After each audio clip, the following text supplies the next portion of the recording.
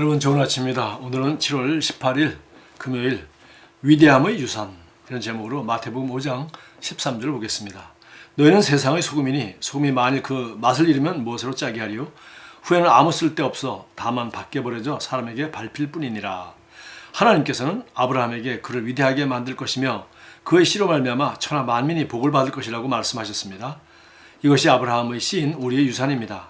우리는 위대함으로 구별되었습니다. 우리 부르심은 이 세상을 축복하고 이 세상에 긍정적인 변화를 일으키는 것입니다. 당신은 긍정적인 변화를 일으키는 존재로서 이 세상에 있습니다. 이에 관해 한 번도 들어본 적이 없거나 알지 못한다면 당신은 하나님께서 되게 하신 그런 존재가 되지 못할 것입니다. 하나님께서 되게 하신 그런 존재가 되는 첫 단계는 당신 안에 계신 그리스도가 누구이시며 또 그분 안에서 당신이 누구인지를 아는 것입니다. 우리가 정말 하나님께서 되게 하신 그러한 존재가 되는 것은 두 가지를 했죠. 내 안에 계신 그리스도가 누군지를 아는 것만큼 우리는 우리 가치를 알 수 있습니다. 뿐만 아니라 우리가 그분 안에 계실 때 나는 누구인가, 그리스도 안에서 나는 누구인가 이걸 아는 것이죠. 이것을 알았다면 다음 단계는 그에 따라 살기 시작하는 것입니다. 내 안에 계신 그리스도를 따라 사는 것, 또 그리스도 안에서 내가 누구인가 하는 그런 존재, 난 이런 존재구나. 그리스도 안에서 나는 의로운 자이다. 그리스도 안에서 나는 정복자보다 나은 자이다. 하면 의로운 자로서 정복자로서 살아가는 그 방법을 배워서 그렇게 생각하고 그렇게 말하며 그렇게 기능하는 것이죠. 하나님이 생각에 다시 주목하십시오. 하나님께서는 아브라함에게 말씀하셨습니다. 내가 너로 큰 민족을 이루고 내게 복을 주어 내 이름을 창대하게 하리니 너는 복이 될지라. 히브리서 12장, 창세기 12장 2절이죠. 아브라함이 하나님께 저는 위대해지기 원합니다. 저를 위대하게 해주세요. 라고 구하는 것이 아닙니다. 하나님께서는 아브라함을 택하셔서 위대하게 만드시고 복이 되게 하신 것입니다. 이 말은 당신의 의도와 상관없이 위대함이 당신을 향한 하나님의 꿈이라는 뜻입니다. 하나님께서 아브라함에게 약속하신 위대함은 아브라함의 씨인 그리스도께서 하신 약속입니다. 이제 거듭난 당신은 그리스도 안으로 침례를 받았습니다. 이는 당신도 아브라함의 씨이므로 약속대로 유업을 이을 자라는 의미입니다. 당신이 그리스도 안에 있기에 당신은 위대함으로 태어났습니다. 당신이 위대해지기 위해 고군분투할 필요가 없습니다. 위대함은 바로 지금 당신 안에 있습니다. 매달 당신이 위대한 사람이라는 사고방식을 가지고 사십시오. 올해는 우리의 위대함의 해입니다. 위대하게 태어난 사람들에게는 생각하고 말하고 걷고 사는 방식이 있습니다. 그들은 투덜대거나 불평하지 않습니다.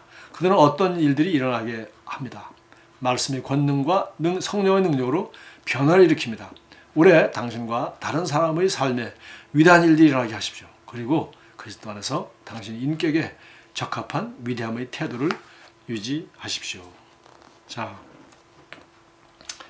여기 갈라디아서를 인용해서 바로 하나님께서 아브라함의 씨로 그리스도를 보내시고 우리도 이제 그리스도 안에 있는 자는 아브라함의 씨로서 우리도 똑같이 이제 약속의 백성이 되고 정말 이제 하나님의 자녀가 되었다. 그래서 아브라함의 복을 받기에 조금도 부족함이 없는 아브라함의 후손으로 우리가 이렇게 태어났다 되겠습니다. 다시 말해서 이것은 우리가 무슨 획득하거나 노력해서 얻은 것이 아니라 바로 하나님이 그렇게 아브라함의 후손을 통하여 이제 이 세상 만민이 복을 받도록, 즉 아브라함을 통해서 내 후손을 통하여 예수 그리스도죠. 천하 만민이 복을 받게 될 것이다라고 하였는데 정말 아브라함의 복이 이방인에게 임하리라고 하였는데 그것이 이제 예수님을 통해서 이루어졌기 때문에 우리는 우리 노력을 얻은 것이 아니라 하나님께서 아브라함의 복을 예수 그리스도를 통하여 믿는 자에게 이제 주신 것입니다. 그러므로 우리는 이제 우리 한국 사람으로 태어나면 한국 사람이 되듯이 남자로 태어나면 남자이듯이 우리는 아브라함의 후손으로 하나님의 자녀로 태어났기 때문에 우리는 거기에 걸맞는 생각과 사고방식을 가지고 거기에 걸맞는 태도로 살아가면 되는 것이죠. 그래서 바로 이것은 유산이라는 겁니다. 그래서 위대함의 유산, 우리가 얼마나 대단한 존재인지 얼마나 위대한 유산을 받았는지 그것은 오늘 두 가지. 첫째는 내 안에 계신 그리스도가 어떤 분이신가, 그리고 성경은 그리스도 안에 있는 나는 어떤 존재라고 말했는지 이것을 우리가 성경을 깊이 공부함으로 말미암아 확신함으로 말미암아 우리가 얼마나 위대한 존재인지를 알 수 있고 또 거기에 맞는 생각과 사고방식을 가지고 이 세상에서 위대한 삶을 살 수 있는 것입니다. 그래서 오늘 여기 이제 참고 성경으로 갈라디아서 3장 8절 말씀을 인용했습니다. 또 하나님이 이방을 믿음으로 말미암아 의로 정하실 것을 성경이 미리 알고 먼저 아브라함에게 복음을 전하되 모든 이방인이 너로 말미암아 복을 받으리라 하였느니라. 그러므로 9절입니다. 믿음으로 말미암은 자는 믿음 있는 아브라함과 함께 복을 받느니라. 사실 저는 이 성경을 그냥 단순하게 이렇게 우리가 받아들이고 이렇게 공부할 수 있다고 생각합니다. 이 아브라함의 복이 이방인에게 미치게 하려 함이라. 그러고 보니까 성경은 창세기 11장 그 끝부분까지만 아브라함이 나올 때까지만 그 잠깐 이제 그 아브라함 이전의 역사 창조에서부터 그 노아의 홍수 여기까지 이렇게 기록하고요. 근데 아브라함이 등장하고서부터는 구약 성경 전체는 뭡니까? 창세기도 12장부터 50장까지 몽땅 아브라함, 이삭, 야곱, 요셉까지 그 4대에 걸친 이야기고요. 그 다음에는 그들이 나중에 창세기 되면 출애굽기인데 이제 400여 년 세월이 지난 다음에 그들이 애굽에서 종살이로 하면서 살다가 이제 큰 민족이 되어서 70여 명의 한 가족이 갔지만 이제는 큰 민족이 되어서 해방되어 나와서 광야에서 40년 방황하다가 가나안 땅에 들어가서 이제 사울 왕 다윗 왕을 통해서 이제 이스라엘이라는 나라를 세우고 그리고 그 나라는 결국은 북왕국 남왕국으로 나눠졌다가 예수님이 오시기 전에 587년 전쯤에 남왕국 유다까지 완전히 망해버렸죠. 그리고 예수님이 오셨습니다. 그리고 1948년에 이스라엘이라는 나라가 바로 그 자리에 독립이 되었습니다. 자, 뭐 간단히 그렇지만은 저는 이 구약 성경도 보면은 뭡니까? 예, 그 전체가 바로 아브라함의 후손인 이스라엘 민족에 대한 역사요. 그들에게 나타나신 하나님이 이스라엘 민족과 맺은 언약의 얘기요. 그리고 이 아브라함의 후손을 통해서 바로 예수 그리스도가 오시고 인류의 구원자가 오시고 이방인도 다 그를 통하여 복을 받게 될 것이다. 구원받게 될 것이다. 이것을 말한 것이 성경이기 때문에 특별히 저는 구약 성경을 아브라함의 복이 오늘 이방인에게 임하게 하라 하심이라 라고 여기 이제 갈라디아서 3장을 통해서 말씀하셨는데 그래서 저는 정말 구약 성경을 보면서 하나님이 이렇게 무섭구나.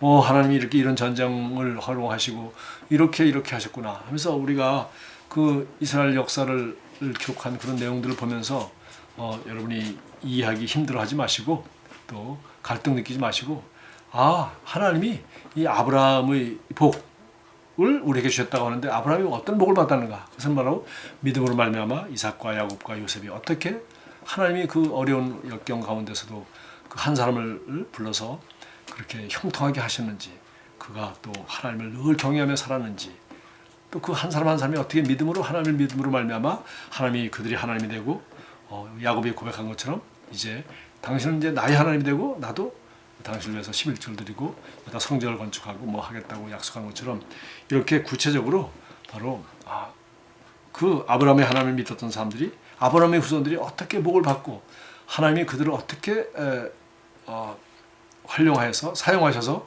자기의 뜻을 이루고 또 성전 건축이라든가 그 예배에 관계된 그 제사에 관계된 이 도를 통해서 공의를 나타내고 인류를 구원하는 그런 아름다운 그런 복들을 이렇게 선전하시고 하시는지를 우리가 공부하면은 좋다고 생각합니다. 그래서 마치 저는 이 구약 성경을 특별히 아브라함의 복이 어떻게 이방인에게 임했는지 우리는 그리스도를 통해서 임했다는 걸 알고 있지 않습니까? 그래서 중요한 것은 어떻게 에서가 아니라 야곱을 통해서 하나님은 이렇게 뜻을 이루었는가? 어떻게 사울이 아니라 다윗을 통해서 하나님의 뜻을 이루었는가? 이렇게 하나님 앞에 정말 쓰임 받고 복을 받고 형통하게 하나님의 축복의 도구로 다른 사람을 축복하는 축복의 도구로 복의 근원으로 아브라함의 후손에게 걸맞는 내가 너에게 복을 주고 너를 복의 근원이 되게 하겠다고 하셨는데 그 내용들이 구약 성경에 너무 잘 되어 있기 때문에 그런 관점에서 성경을 읽으면 바로 내가 오늘 아브라함의 복을 받은 자로서 나도 어떻게 그리스도 안에는 이 위대한 축복을 누리고 다른 사람들에게 이 축복을 나눠줄 수 있을까? 어떻게 복음을 전하고 어떻게 나의 물질과 시간과 나의 삶의 모든 탤런트를 개발해서 정말 그 예수 그리스도의 복을 다른 사람들에게 나눠주는 복의 근원이 될 수 있는 삶을 살 수 있을까? 그거를 공부하고 그것을 적용하고 연구하는데 관점으로 우리 구약 성경을 보면 참 좋다고 생각합니다. 그래서 오늘 제목이 위대함의 유산인데 바로 그것이죠. 우리가 얼마나 위대한 존재가 되었는지 그리고 또 그 위대함의 나를 통하여 이것이 어떻게 다른 사람에게 내가 복의 근원이 될 수 있는 삶을 샀는지 그것을 우리가 그런 관점에서 구약 성경을 읽으면 참 유익이 된다고 생각합니다. 그래서 저희 교회도 선교하라 복진교회라고 좀 개척할 때부터 이렇게 표를 했는데 바로 그것입니다. 우리가 복받아 선교하는 것이 아니라 이미 우리는 그리스도인은 이미 엄청난 복을 받은 것이기 때문에 우리는 우리 복음을 가지고 그리고 나의 달란트와 재물과 시간과 나의 생애를 들여서 다른 사람에게 이 복음을 전하고 다른 사람을 축복하는 도구로 통로로 우리 재물과 시간과 달란트를 드려야 마땅한 것입니다. 하나님이 우리를 그런 좋은 자리에 있게 하셨기 때문에 위대한 자로 태어나게 하시고 하나님의 자녀가 되게 하시고 이런 위대한 유산을 우리에게 물려주셨기 때문에 우리는 당연히 그렇게 할 수밖에 없는 것입니다. 복을 흘려보내는 그 통로가 될 수밖에 없는 것입니다. 함께 기도하겠습니다. 사랑하는 아버지, 아버지의 기름 부음이 제게 있음으로 인해 감사합니다. 그 기름 부음은 이 세상 수백만의 삶을 긍정적으로 바꿀 새로운 아이디어와 혁신을 가져올 것이며 이 세상은 눈부신 발전을 이룰 것입니다. 또한 다른 사람들을 위해 위대한 일을 일으킬 수 있도록 제게 지혜와 능력을 주시니 감사합니다. 예수 이름으로 기도합니다. 아멘. 여러분도 복이 근원되는 삶을 살게 되기를 주님으로 축복합니다.